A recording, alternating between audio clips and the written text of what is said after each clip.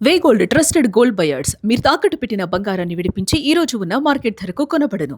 కాకినాడ జిల్లాలో అదృశ్యమైన చిన్నారి జాహ్నవి మిస్సింగ్ కేసు రాష్ట్ర వ్యాప్తంగా తీవ్ర కలకలం రేపుతోంది. రోజులు గడుస్తున్నా పాప ఆచూకీ దొరకకపోవడంతో ఉత్కంఠగా నెలకొంది. అయితే తాజాగా ఈ కేసులో ఒక ఊహించని పరిణామం చోటు చేసుకుంది. అసలు ఈ కేసు మొదటి నుంచి ఎలా మొదలైంది, ఇప్పుడు పోలీసు ఎలాంటి చర్యలు తీసుకుంటున్నారు అనే పూర్తి వివరాలు ఇప్పుడు తెలుసుకుందాం. కాకినాడ జిల్లాకు చెందిన చిన్నారి జ్ఞానేశ్వరి అలియాస్ జాహ్నవి అదృశ్యం కావడంతో ఈ విషాదం మొదలైంది. పాప బయటకు వెళ్ళినప్పుడు తిరిగి ఇంటికి చేరుకోలేదు. అయితే ఈ కేసులో పోలీసులకు ఉన్న ఏకైక ఆధారం మరియు ప్రత్యక్ష సాక్షి ఆ పాప వెంట వెళ్లిన వారి పెంపుడు కుక్క మాత్రమే.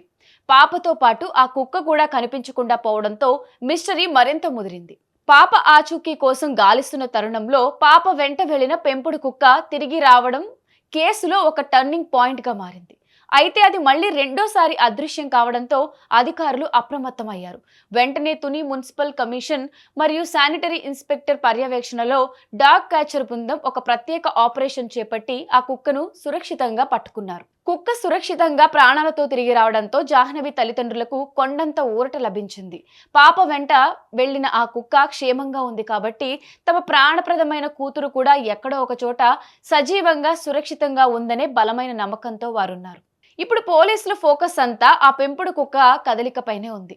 దాని ద్వారానే చిన్నారి జాడకు సంబంధించిన కీలక ఆధారాలు లభిస్తాయని అధికారులు భావిస్తున్నారు. ఈ నేపథ్యంలో గాలింపు చర్యలను మరింత వేగవంతం కూడా చేస్తున్నారు. పాప ఆచూకీ కోసం పోలీసులు ఆపరేషన్ జాను పేరుతో ప్రత్యేక సెర్చ్ ఆపరేషన్ ప్రారంభించారు. ఇందులో దాదాపు 200 మందికి పైగా సిబ్బంది రేయింబవళ్లు కష్టపడుతున్నారు. చుట్టుపక్కల ప్రాంతాలను, అటవీ లేదా నిర్మానుష్య ప్రదేశాలను అణువణువు గాలించేందుకు డ్రోన్లు ఉపయోగిస్తున్నారు.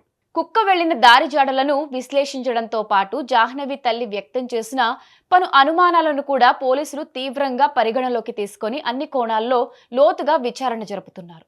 ఒక మూగజీవి ద్వారా చిన్నారి జాహ్నవి ఆచూకీ దొరుకుతుందని పోలీసులు, తల్లిదండ్రులు కోటి ఆశలతో ఎదురుచూస్తున్నారు. ఆపరేషన్ జాను విజయవంతమైతే ఆ చిన్నారి సురక్షితంగా తల్లిదండ్రుల ఒడికి చేరుకోవాలని మనమందరం కోరుకుందాం.